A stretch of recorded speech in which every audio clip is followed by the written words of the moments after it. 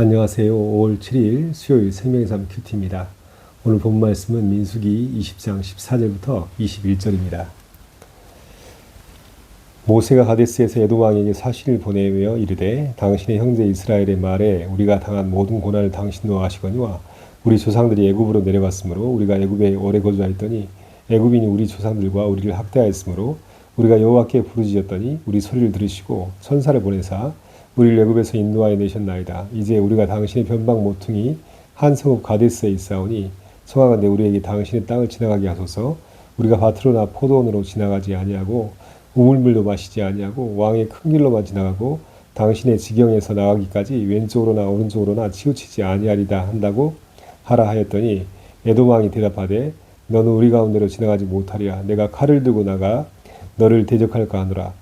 이스라엘 자손이 이르되 우리가 큰 길로만 지나가겠고 우리나 우리 짐승이 당신의 물을 마시면 그 값을 낼 것이라. 우리가 도보로 지나갈 뿐인즉 아무 일도 없으리이다 하나. 그는 이르되 너는 지나가지 못하리라 하고 에돔 왕이 많은 백성을 거느리고 나와서 강한 손으로 막으니 에돔 왕이 이같이 이스라엘이 그의 영토로 지나감을 용납하지 아니하므로 이스라엘이 그들에게서 돌이키니라. 아멘. 민수기 20장은 특이한 구조로 되어 있습니다. 1절의 첫 부분에 모세의 누이 미리암이 가데스에서 죽습니다. 또 26절에 모세의 형 아론 대제사장이 호르산에서 또 죽게 되죠. 두 사람의 죽음이 처음 부분과 끝 부분을 샌드위치처럼 감싸고 있습니다. 이 구조를 볼 때 민수기 20장에서는 모든 사람이 다 죽는다라는 대전제 아래 우리가 살아있는 동안 삶을 어떻게 살 것인가 하는 부분을 다루고 있습니다. 오늘 모세가 사신을 보내어서 에돔 왕에게 우리가 가데스에서 가나안 땅에 가는데 당신의 영토를 통과할 수 있도록 협조해 주십시오 라고 사신을 보내서 요청을 하지요. 당신의 땅을 지나갈 때에 밭이나 포도원을 지나가지 않겠습니다. 왕의 큰 길로만 빠른 길로 지나가겠고 혹시 물을 마시게 된다면 그 값을 지불할 것입니다. 우리가 너무 멀리 들어가지 않고 당신의 땅을 통과해서 빨리 갈 수 있도록 도와주십시오. 그렇게 요청하죠. 그렇게 요청할 수 있었던 것은 이스라엘과 에돔은 그 뿌리가 형제이기 때문입니다. 이스라엘은 야곱을 이야기한다면 에돔의 조상은 야곱의 형 에서였죠. 그런데 에돔 왕이 모세의 제안을 단칼에 거절합니다. 우리가 칼을 들고 너희들을 막아서겠다. 더 이상 우리에게 요청하지 말라. 당신들은 우리의 땅을 지나가지 못할 것이다. 그렇게 에돔 왕은 완강하게 거부하면서 많은 백성들을 이끌고 이스라엘 백성들이 자기 영토를 지나가지 못하도록 가로막았습니다. 그것으로 해서 이스라엘 백성들은 훨씬 더 먼 길을 우회하여 가나안 땅에 가게 됐죠. 왜 에돔 왕은 이스라엘이 다른 문제를 일으키지 않고 에돔 땅을 지나가기만 하겠다는 제안을 거절했을까요? 이스라엘은 형제 족속이긴 하지만 에돔 안에는 이스라엘에 대한 시기와 질투심이 있었을 것입니다.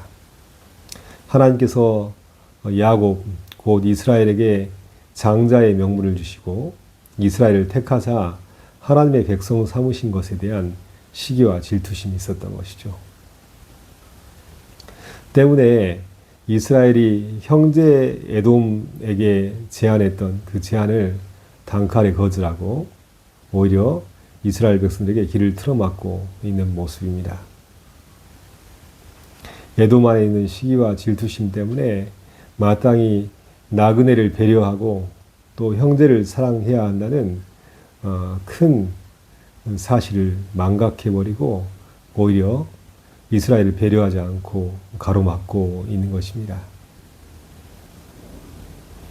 살아가면서 우리에게 중요한 것이 있다면 그것은 사랑하며 사는 것입니다. 모든 사람은 죽음으로 향해 가지만 살아있는 동안에 가장 가치 있고 소중한 일은 나그네를 배려하고 이웃을 사랑하고 형제를 사랑하는 것, 그거보다 더 큰 것이 어디 있겠습니까?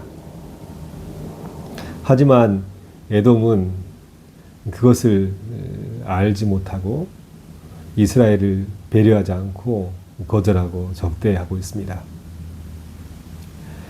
오바댜서는 에돔에 관한 기록이 전체 내용 중에 포함되어 있는데요. 에돔의 죄 때문에 하나님께서 에돔을 심판하시겠다고 합니다. 왜냐하면 에돔은 높은 요새 지역에 살고 있으면서 마음이 교만해졌습니다. 누가 우리를 침범하여서 우리를 이길 수 있으랴, 교만한 마음을 가졌던 것이죠. 또 에돔의 두 번째 죄악은 유다가 바벨론에 의해서 멸망당하였을 때 오히려 그것을 기뻐했습니다. 그리고 유다가 멸망하고 처참하게 무너진 것을 방관했습니다. 하나님께서는 에돔의 교만을 보시고 또 형제를 방관하고 형제가 패망하는 것을 기뻐하는 에돔을 보셨습니다. 그리고 하나님이 말씀하십니다. 내가 네 행한 대로 갚아주리라. 내 행위대로 너희 머리에 갚으리라 말씀하시면서 에돔을 향한 하나님의 진노를 쏟아내셨습니다. 참으로 나그네를 대접하고 또 형제를 사랑하고 존중히 여기면서 소중한 가치를 살아있는 동안에 실천해야 되는데 에돔은 시기와 질투심 때문에 그렇게 하지 못하고 있는 모습을 오늘 본문에서 보게 됩니다. 러시아의 문호 도스토옙스키가 반체제 운동을 한 결과 시베리아 감옥에서 10년간 감옥 생활을 하게 됐죠. 도스토옙스키는 감옥 생활을 하는 동안 지옥을 경험했습니다. 함께 감옥 생활을 하는 사람들 중에 강간범, 살인범, 사기꾼들, 온갖 러시아 전역의 범죄자들이 모여서 감옥에서 함께 생활합니다. 그런데 감옥이 지옥인 이유는 서로 각자가 자기 욕망, 자기 욕심을 채우기 위해서 몸부림치는 곳이기 때문입니다. 어떠한 배려와 사랑과 긍휼도 없습니다. 오직 자기만 살겠다고 몸부림치는 공간이 바로 감옥이었고, 후일 도스토옙스키는 지옥의 집이라는 제목으로 시베리아 감옥 생활이 얼마나 지옥 같았던지를 묘사하고 있습니다. 이 경험을 바탕으로 까라마조프의 형제들이라는 소설에서 양파 뿌리 이야기를 합니다. 한 할머니가 있었는데요. 그 할머니는 구두쇠이며 다른 사람을 절대 배려하지 못합니다. 그리고 평생 자기만을 생각하다가 결국 죽게 되었는데 악마가 그를 지옥에 던져버렸습니다.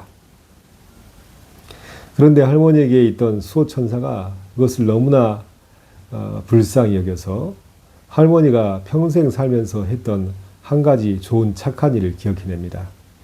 바로 자기 밭에서 양파 뿌리 하나를 캐다가 지나가는 거지에게 한번 준 적이 있었습니다. 수호천사가 하나님께 말씀드렸더니 하나님이 말씀합니다. 그 양파 뿌리 하나를 가지고 지옥에 가서 그 할머니가 양파 뿌리를 잡고 지옥에서 올라오도록 해봐라. 만약에 양파 뿌리가 끊어지지 않고 지옥에서 올라올 수 있으면 할머니를 천국으로 인도하겠다라고 말씀하시죠. 수호천사는 지옥에 있는 할머니에게 가서 양파 뿌리 하나를 내밀면서 이것을 붙잡으라고 합니다. 할머니는 지옥의 뜨거운 불에서 유일한 소망인 양파 뿌리를 세게 붙잡았습니다. 그리고 계속해서 지옥으로부터 벗어나려고 몸부림칩니다. 그런데 함께 지옥에 있던 사람들이 할머니와 함께 지옥을 나가겠다고 할머니를 붙들기 시작합니다. 그때 할머니가 이야기하죠. 다 놔라. 이것은 내 양파 뿌리다. 나를 구원하기 위해서 수호천사가 찾아왔다. 다 놔라. 하면서 발길질로 자기를 붙잡고 있는 사람들을 다 떨쳐버립니다. 그러자 수호천사가 붙잡고 있던 양파 뿌리가 끊어지면서 할머니도 다시 지옥불로 던져집니다. 이것을 본 수호천사는 울면서 그 자리를 떠났습니다. 이 이야기가 내포하고 있는 것은 무엇일까요? 지옥은 더 이상 사랑하지 않는 곳이며 지옥은 더 이상 배려하지 않는 곳이라는 것을 이야기해주고 있습니다. 각자가 자기만 살겠다고 몸부림치는 곳, 그곳이 지옥이라는 것입니다. 오늘 본문에서 에돔 왕은 충분히 이스라엘 백성들이 자신들에게 해를 끼치지 않는 범위 내에서 자기의 영토를 지나갈 수 있도록 배려할 수 있을 만큼 충분한 이유가 있습니다.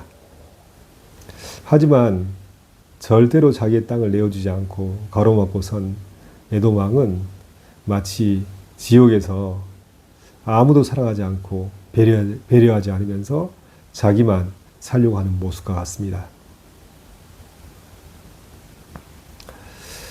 이 부분을 생각해 보면서 우리는 에돔 왕과 에돔 사람들을 반면교사 삼아야겠습니다. 모든 사람은 이 땅에서 잠시 살다가 모두가 다 죽음으로 향해 갑니다. 이 땅의 나그네의 인생을 살면서 우리에게 가장 중요한 것이 있다면 그것은 무엇일까요? 하나님의 통치를 받으면서 하나님의 다스림 가운데 하나님을 마음과 뜻과 힘을 다해 사랑하고 또 이웃을 사랑하고 형제를 사랑하면서 자기 자신이 할 수 있는 배려를 이웃들과 함께 배려하고 긍휼과 사랑을 베푸는 것입니다. 이러한 삶이 없다면 인간의 삶은 그야말로 자기 욕망만 채우려고 타인을 경쟁자로 여기면서 약육강식의 논리에 따라서 서로 살아남기 위한 몸부림치는 전쟁터가 되어버릴 것입니다. 에돔 왕은 이스라엘 백성들이 우리 땅 한 치도 밟을 수 없고 먼 길이지만 우리 땅을 피해서 우회하라고 이야기하지요. 그런데 하나님 나라의 왕이신 하나님은 어떤 분이십니까?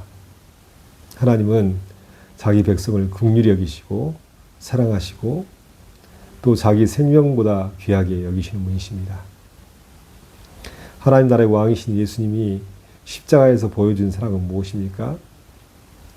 에돔 왕은 자기 영토에 한 치도 내어줄 수 없었던 모습이었지만 예수님은 자기의 생명을 자기 백성을 위해서 내어주셨습니다.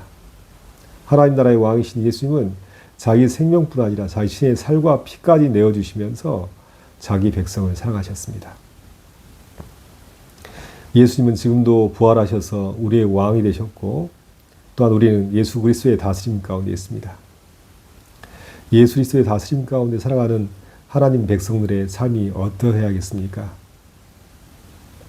자기 모든 것을 내어주시며 우리를 사랑하신 예수님의 다스림 받고 있는 하나님 나라의 백성들은 우리의 삶의 현장 가운데서 살아있는 동안 예수 그리스도의 사랑과 자비와 긍휼을 실천하며 또한 힘들고 어려운 가운데 있는 사람들을 외면하는 것이 아니라 배려하며 사람들과 함께 더불어서 사랑과 자비와 긍휼을 베풀며 아름답게 살아가는 하나님 나라를 이루어가는 것입니다. 지옥은 사랑이 없는 곳입니다. 지옥은 배려가 없는 곳입니다. 똑같은 모습으로 이 땅을 살아가는 듯 하지만 사랑과 배려가 없이 살아가는 사람은 지금 이 땅에서 지옥을 살고 있는 것입니다. 하지만 예수 그리스도의 통치를 받으면서 사랑하며 섬기며 배려하고 긍휼 베풀며 살아간다면 우리는 이 땅에서 천국 곧 하나님 나라를 살고 있는 것이라 할 수 있습니다. 우리의 죽음이 언제일지 모르지만 하나님께서 허락하신 이 생명의 때에 하나님의 말씀에 따라 하나님의 말씀에 순종하여서 하나님을 마음과 뜻과 힘을 다해 사랑하고 또 이웃을 내 몸같이 사랑하면서 배려할 수 있는 귀한 은혜가 우리 삶 가운데 임하시기를 예수님의 이름으로 축복합니다. 함께 기도하겠습니다. 하나님 아버지, 에돔 왕과 에돔 사람들의 실패를 통하여서 우리 자신을 돌아봅니다. 죽음을 향해 가고 있는 인생이지만 살아있는 동안에 하나님을 사랑하고 이웃을 사랑하고 배려하고 긍휼을 베푸는 것이 하나님 나라의 백성의 삶임을 다시 한번 확인합니다. 주여 우리 가운데 함께하여 주셔서 우리가 살아가는 삶의 현장이 하나님으로부터 온 사랑과 긍휼과 자비와 배려가 넘치는 현장이 되게 하여 주셔서 우리 가운데 하나님 나라가 임하고 또 하나님 나라의 기쁨이 임할 수 있는 귀한 은혜가 임할 수 있도록 역사해 주옵소서. 여전히 많은 사람들이 에돔 왕처럼 살고 있습니다. 배려하지 않고 이기심에 가득 차 있어서 비호하고 증오하고 시기하고 질투하고 있는 세상입니다. 사랑이 없어서 어두워졌고 지옥 같은 모습이 우리 삶의 현장 가운데 있지만 우리는 구별된 거룩한 백성으로서 하나님 나라의 백성으로 사랑하며 섬기며 살 수 있도록 도와주시고 예수님이 가신 길을 따라갈 수 있도록 도와주옵소서. 감사하며 예수 그리스도 이름으로 간절히 기도하옵나이다. 아멘.